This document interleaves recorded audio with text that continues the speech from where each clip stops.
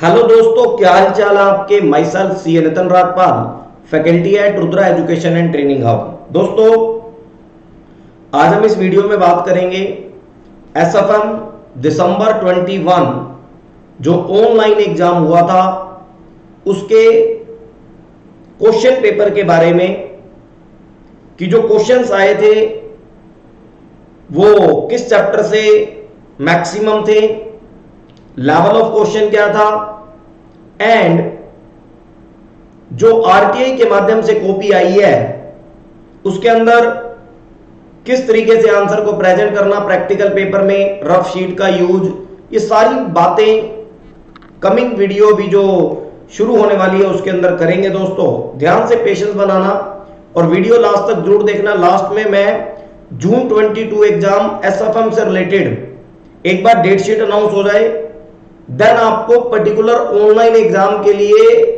Prepare भी करना पड़ेगा।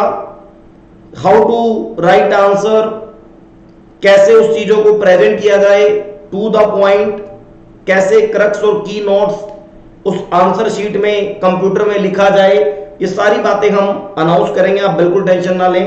आइए शुरू करते हैं answer sheet and question paper से। ये देखिए, ये दोस्तों एक स्टूडेंट ने एसएफएम की ऑनलाइन कॉपी मंगाई है जिसके अंदर आपको पहले से पता है 4 सेक्शन है।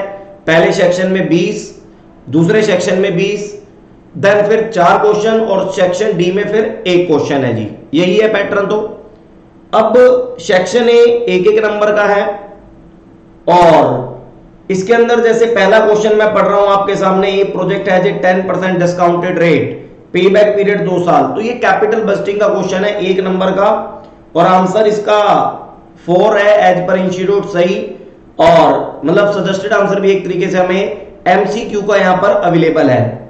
अब बच्चे ने ऑप्शन 3 सिलेक्ट किया था तो इसकी वजह से उन्हें मार्क्स नहीं मिले हैं। कहने का मतलब बहुत सिंपल, पहला क्वेश्चन कैपिटल बस्टिंग का है और ये पूरा की पूरा पेपर एज इट इज, मैं आंसर शीट तो ये आपको नहीं दे सकता क्योंकि उस बच्चे ने मुझे शेयर की है। मैं इस पूरे के पूरे क्वेश्चन पेपर को टाइप करवा के अपने सी नितिन राजपाल टेलीग्राम चैनल में अपलोड कर दूंगा। आज से 2 दिन बाद आप वहां से डाउनलोड कर लेना। आइए आगे चलते हैं। पहला क्वेश्चन तो कैपिटल बस्टिंग का हो गया है। अगर आपने इजी वे में चीजें पढ़ी होंगी तो आपसे क्वेश्चन पूछा गया था कि total project cash outflow made in 2 instalment equally at the beginning and at the end of year 1। तो आपको कैश आउटफ्लो की इंफॉर्मेशन बतानी थी, वो आप बड़े ध्यान से चेक कर सकते हैं इसके अंदर। इसके बाद जो सेकंड क्वेश्चन है वो फॉरेक्स से है जिसके अंदर आपको फॉरवर्ड डिस्काउंट की परसेंटेज निकालनी थी। दोस्तों, इसके सॉल्यूशन भी मैं कमिंग वीडियो में आपको कराऊंगा, सॉल्यूशन भी आपको कमिंग वीडियो में प्रोवाइड करूंगा और सजेस्टेड आंसर जब इंस्टीट्यूट रिलीज करेगा तो वहां से भी हम चीजों को चेक कर लेंगे। तो दूसरा क्वेश्चन फॉरेक्स से था। देन उसके बाद अगेन एक कैपिटल बस्टिंग से रिलेटेड थ्योरी क्वेश्चन आपसे ट्रू फॉल्स सेंस में पूछा गया है। देन उसके बाद standard deviation of return of A portfolio under CAPM, फिर ट्रू फॉल्स के पोर्टफोलियो से रिलेटेड पूछा गया क्वेश्चन नंबर 4। इस तरीके से फिर पोर्टफोलियो का क्वेश्चन है सिक्योरिटी, मतलब 1-1 नंबर के ये क्वेश्चन है जी, ठीक है ना। ये इन्फ्लेशन वाला क्वेश्चन फॉरेक्स का इजी है। तो ये तो एक 20 एमसीक्यू है जो आपको देखने हैं, 1-1 नंबर के 20 एमसीक्यू है। ये क्वेश्चन मैं आपको पूरा की पूरा अपलोड कर दूंगा। तो उसके अंदर तो आपको जो 20 एमसीक्यू है बस आपको ऑप्शन को चूज करना है, ऑप्शन को सिलेक्ट करना है। अगर आपने सही ऑप्शन को सिलेक्ट किया तो 1 नंबर मिल जाएगा, अगर ऑप्शन को आपने सिलेक्ट नहीं किया तो आपको 0 नंबर मिलेगा। कहने का मतलब किसी भी तरह की एक्सप्लेनेशन, किसी भी तरह का रीजन, कोई भी एनी अदर आपको चीजें ब्रीफ करने की जरूरत नहीं है। सेक्शन ए के अंदर डायरेक्ट एमसीक्यू बेस्ड है। अब यहां से दोस्तों स्टार्ट होता है सेक्शन बी जिसके अंदर आपको 1 वर्ड आंसर कहने को है, लेकिन चीजें क्या है मैं आपके सामने रखता हूं। यहां पर आपको खुद टाइप करना होगा, जैसे लिखा हुआ है if the future spot price is less than the forward rate what action should be taken by the arbitrator. तो ये एक डेरिवेटिव का क्वेश्चन है जिसके अंदर आप spot price, future, forward rate, ये सारी चीजें आप पढ़ते थे। तो कहने का मतलब बहुत सिंपल है भाई, future spot price is less than है किससे, फॉरवर्ड रेट से। तो जो चीज लेस होती है वो अंडर वैल्यूड है, उसे हम बाय करेंगे, और जो चीज हाई होती है उसे हम क्या करते हैं, सेल करेंगे। तो इन्होंने वही लिखा है बाय फ्यूचर, नहीं यहां पे तो कॉल ऑप्शन की बात ही नहीं हो रही, यहां पर spot price is less than the forward rate, यहां पर फॉरवर्ड रेट करेंसी की बात हो रही है, फॉरेक्स से रिलेटेड यहां पर चीजें लिख के आनी थी। तो ये आप देख लेंगे भाई। तो कहने का मतलब सेक्शन बी के अंदर आपको चीजें टाइप करके आनी है, और मैक्सिमम चीजें टाइप करके आए जो आपके आंसर को जस्टिफाई करे, नंबर आपको तभी मिलेंगे भाई।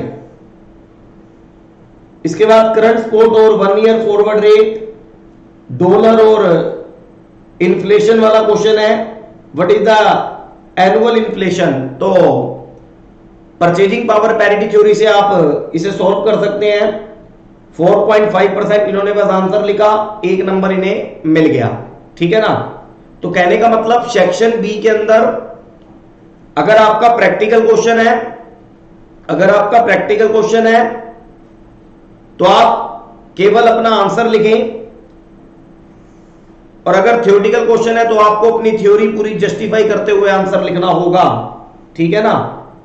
इस तरीके से फिर क्वेश्चन नंबर 3, ऐसे ही सेक्शन बी, मतलब सेक्शन बी के अंदर आपको लिमिटेड टाइपिंग करते हुए अपने आंसर को जस्टिफाई करेंगे, क्योंकि एक ही नंबर का है। अब मैं आपको एक बार सेक्शन सी पर लेके आता हूं। सेक्शन सी, सेक्शन सी, ये देखिए, जब हम इस सेक्शन सी को देखते हैं तो इसके अंदर हमें पूरी एक इंफॉर्मेशन दे रखी है, find the net present value 10% की डिस्काउंट रेट पे। तो आपको क्या करना है, net present value find out करनी है 10% की डिस्काउंट रेट पे। अब क्या है, इन्होंने सिंपल लिख दिया, गिवन आंसर कितना है, 33,50,000 रुपए। अब देखो इस 33,50,000 के बेसिस पे 0 नंबर दिए हैं, हो सकता है ये आंसर मैच ना करता हो। 10% की रेट पे एनपीवी मैं निकाल के देखूंगा, देख लेंगे। लेकिन मेरे को लगता है यहां पर ये जो क्वेश्चन है ना, केवल 33,50,000 आप ना लिख के, थोड़ा सा की नोट भी लिखें, थोड़ा सा आपको की नोट भी लिखना होगा। कैसे, पहले आप एक बार एनपीवी लिखें कि भैया PV of inflow at 10% minus PV of outflow, ठीक है। फिर इनफ्लो की एक सेपरेट फिगर लिखे, आउटफ्लो की सेपरेट फिगर लिखे, मतलब एक की नोट की वर्किंग तो लिखो जो आपके आंसर को जस्टिफाई करे। मेरा ओपिनियन है भाई ये।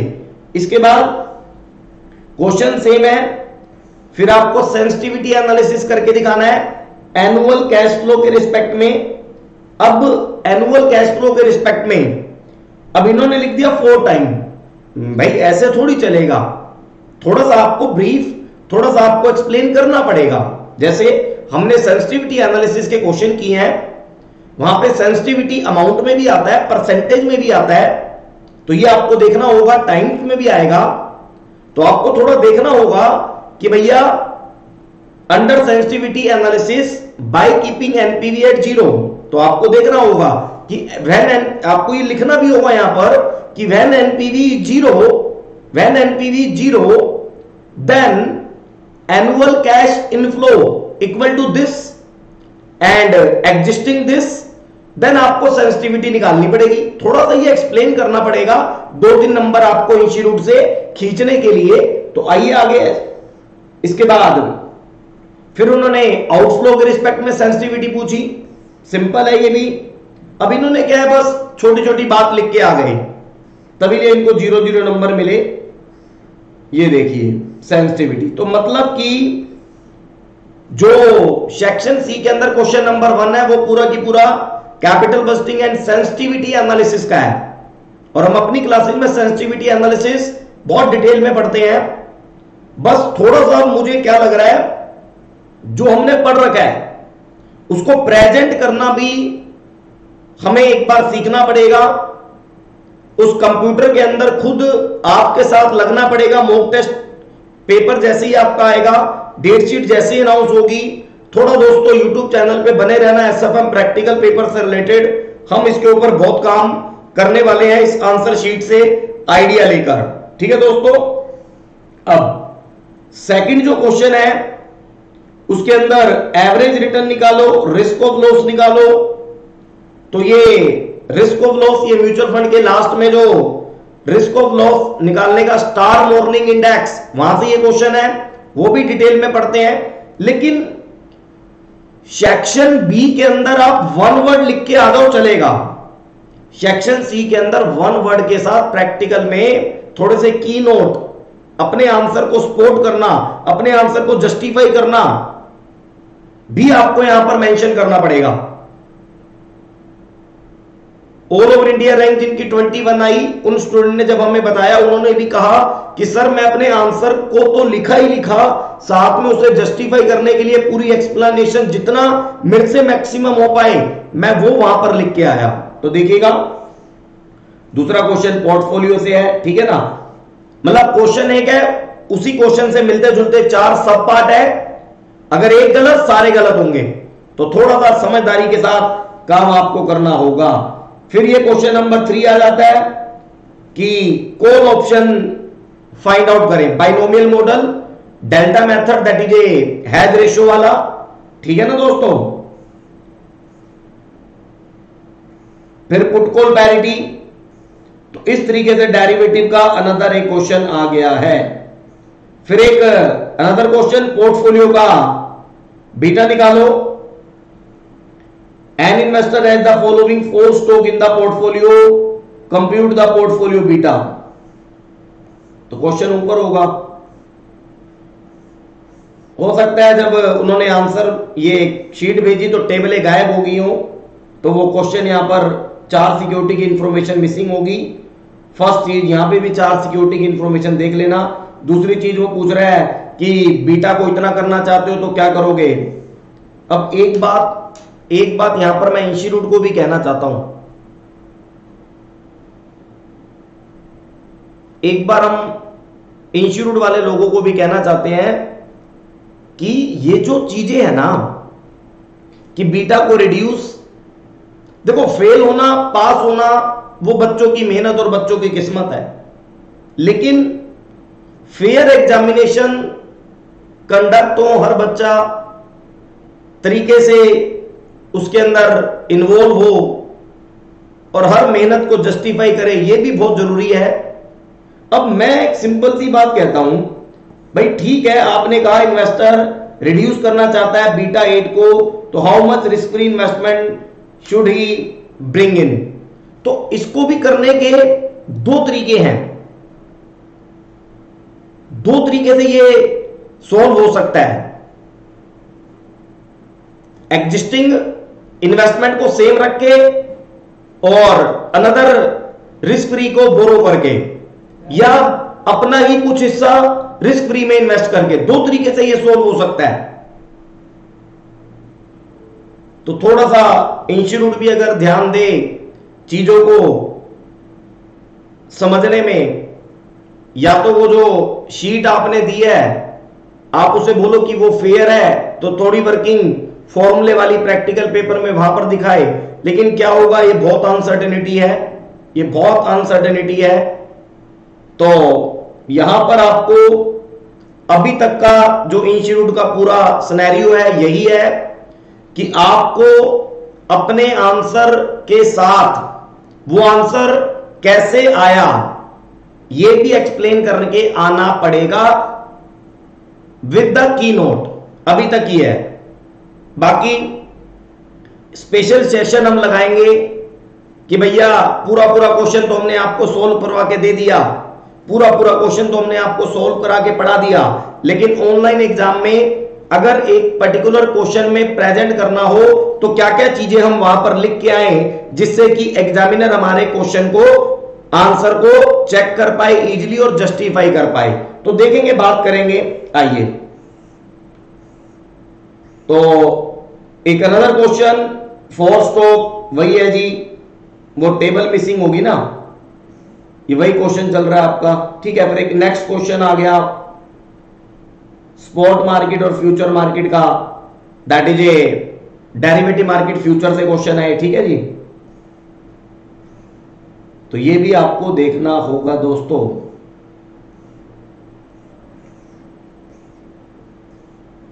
और इसके बाद अगर हम आगे चले, वही डेरिवेटिव का चल रहा है अभी ये। फिर एक थ्योरी क्वेश्चन है जो आप चॉइस में भी निकाल सकते थे। देन इसके बाद लास्ट आता है केस स्टडी वाला, और ये केस स्टडी नथिंग, मैंने आपको कैपिटल बस्टिंग के अलावा एक इंटरनेशनल फाइनेंशियल मैनेजमेंट की चीजें भी पढ़ाई थी। कई बच्चे कहते हैं सर आप तो बहुत एक्स्ट्रा पढ़ा देते हो, लेकिन जब ऐसी ऐसी चीजें एग्जाम में आती हैं तो वही एक्स्ट्रा आपके काम आएगी। उसके अंदर ऐसे बड़े बड़े क्वेश्चन हमने अटेम्प्ट करते हुए देखे हैं, स्टडी मटेरियल के बड़े बड़े क्वेश्चन हमने अटेम्प्ट करते हुए देखे हैं। तो कोई दिक्कत नहीं, बस इस वीडियो में मैं लास्ट में आपसे कुछ कहना चाहता हूं कि नंबर 1 पेपर तो सभी चैप्टरों से मिक्सअप ही आया है, आपको घबराने की जरूरत नहीं है। जितना हमने क्लासेज में पढ़ा है वो बिल्कुल सही है, कोई चीज नहीं है। लेकिन हमें एक्स्ट्रा उन पढ़ाई के अलावा क्या करना पड़ेगा, आंसर प्रेजेंट करने की प्रिपरेशन करनी पड़ेगी। कि अगर ये क्वेश्चन डायरेक्टली एग्जाम में आए, वैसे तो आप देखोगे कॉपी पेस्ट, एक दो क्वेश्चन को छोड़ दे तो बाकी कॉपी पेस्ट ही क्वेश्चन है, लेकिन अब वहां पर हमने कंप्लीट सोल्यूशन कर रखे हैं। अब कंप्लीट सोल्यूशन में से की नोट कौन कौन से हैं उस पर्टिकुलर आंसर में, वो अब अलग से प्रिपेयर करने पड़ेंगे। तो आप टेंशन ना लें, मैं online SFM exam preparation separate series announce करूंगा विद इन 2-3 डेज, और 2-3 दिन के अंदर आप ये पूरा की पूरा question paper CA Nitin Rajpal Telegram channel से ज्वाइन डाउनलोड कर लेना, मैं वहां अपलोड कर दूंगा। लेकिन मैं ये बता दूं, सीएमए वालों, फाइनल वालों, सफर इतना आसान नहीं होने वाला, मेहनत आपको बहुत करनी होगी। एसएफएम मैं आपके साथ लगूंगा। मैं आपका दोस्त CA Nitin Rajpal, tata bye bye.